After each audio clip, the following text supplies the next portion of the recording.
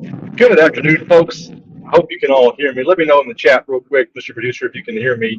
Um, as you can tell, we're from the mobile office today, and but trading still goes on, life still goes on, and great. Producer says he can hear me. So today is the end of the trading month, and a lot of things happen specifically at the end of the month that, first of all, don't happen the rest of the month. But one, oh, by the way, the verse for today, I don't have it in front of me, but I do want to mention this to you. Um,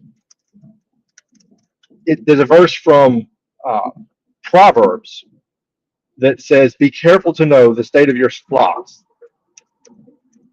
and I think that is in Proverbs 27:23. Be careful, which means to be diligent, to pay close attention. Be careful of the state of your flocks and pay attention to your herds. And I think that is what we are called to do as good stewards. We mentioned today is about trade journaling. I had someone ask me recently, "What's the deal with trade journaling? Why should I do it? How does that even work?" And this is one of those unsung aspects of trading that no one really wants to do. I mean, who wants to sit time and spend time writing things down? What's the point in it? There's two different aspects to trade journaling. First and foremost, you need data to know how your trading is going, so that you can predict what's gonna happen, and you can see if your system is working the way it should. So part of it, yes, is tracking every single trade. And I'll have to show you guys this on Monday when I can dual screen. I have an Excel spreadsheet where I track all 28 forex pairs, but I only trade about 10 of them because I wait for the ones that are looking like they're doing better. That comes through trade journaling, specifically trade by trade. But there's a much more important aspect to trade journaling than that, and that is tracking tracking what's going on in here, tracking what's going on in here every day. How are you doing day by day being disciplined? How are you doing following your plan, trading with compliance? Of course, in order to do that, it begs the question, how do I know how I'm doing? So I would encourage every one of you for March, right? This is the last trading day of February. The markets are closing here. Either the stock market's closing now or the forex market's closing in half an hour. We are at the end of this month. I would encourage everybody for March, not only continuing the challenge from February, which is read the verse of the day from Proverbs. How do you know? Excuse me, the chapter of the day from Proverbs. How do you know what that is? Well, there's 31 chapters of Proverbs. There's 31, 20, 28, 29, 31 days in every month. Now suddenly I've forgotten how many days there are in February. 28 days in February? 28. Um, the other one is every day grade yourself on. See, I need to put my glasses on. Hello. Every day grade yourself on your trades. Grade your trades. If you're a scalper, maybe don't grade every single trade. That would take some time. Grade them in blocks. If you are, well, you do what you got to do, Galaxy. If you're a swing trader or a day trader, you can absolutely grade every trade. And what am I talking about?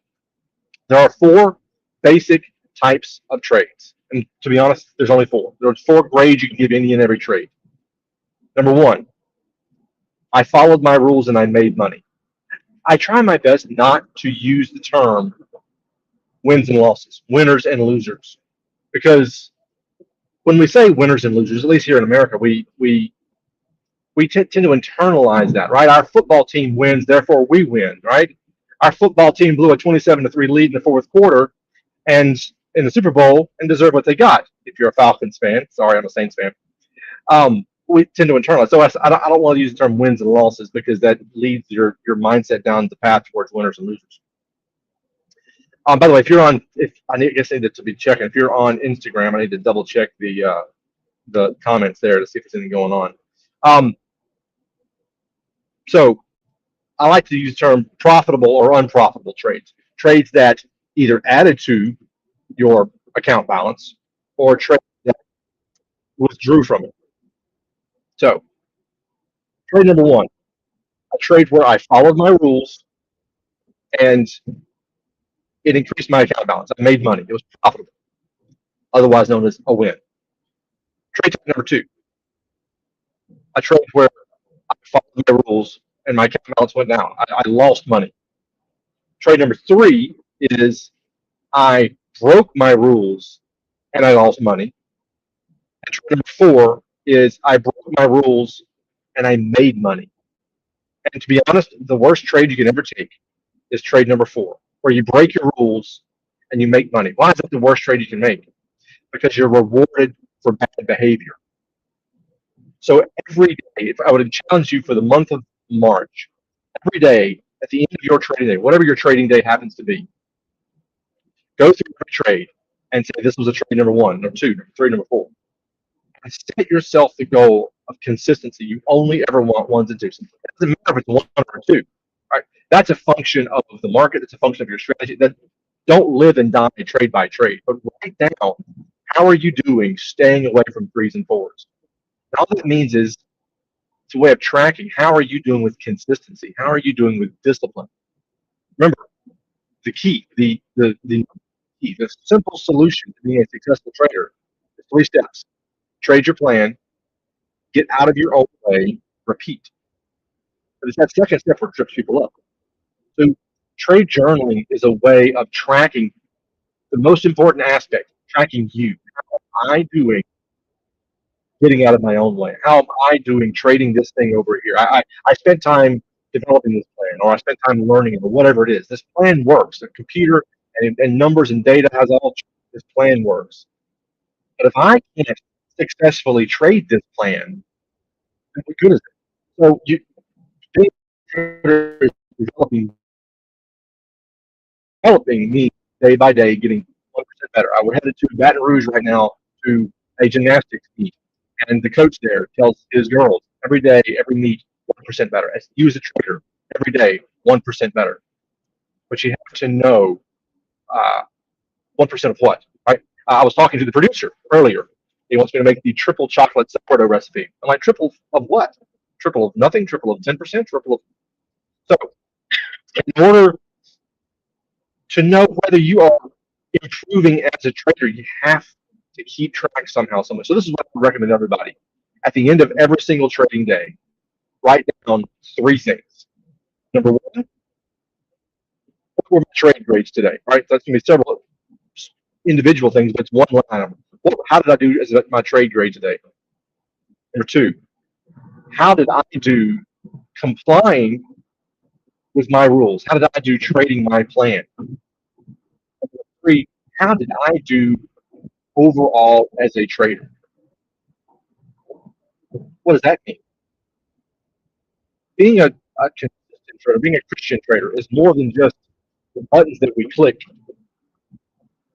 on our computers over. It's how we live our lives as a trader. You've heard me say it before, you'll hear me say it again. Our goal is to trade in a way that honors God and serves our family. So at the end of every day, give yourself a grade not just on the individual trades, but on you as a trader. How did I do today keeping trading in its boundaries?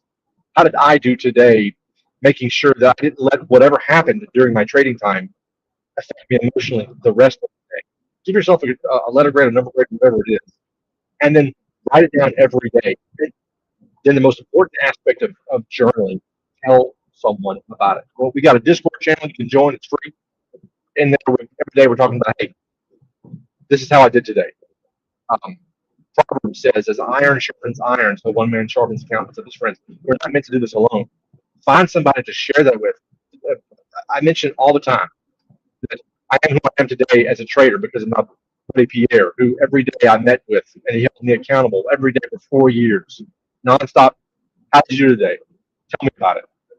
Having somebody else to know, and it wasn't like, okay, here's a Euro US trade, here's a pound yen trade. It was, this is how I did today, following my rules. This is how I did today, being consistent. This is what was going on up in here and in here. That is the most important aspect of journaling. And then once a month, go back and look at what you've written down and applaud, celebrate the growth that you've had. Oh, I used to have 3 days in a row where I'm breaking my rules. Now I've got like 1 day a week, those kinds of things. So a lot of people get bogged down in trade journaling, thinking I'll have a screenshot of my trade. I've got to have my entry myself. Find an automated system. There are way too many free services you can connect your account to that will keep track of that automatically. Don't worry about those trade specifics. The most important aspect of journaling is journaling your journey as a trader, not the individual trade. I'll fill you guys in on Monday on how the month went and the individual trades we have on. But yeah, kind of a short up.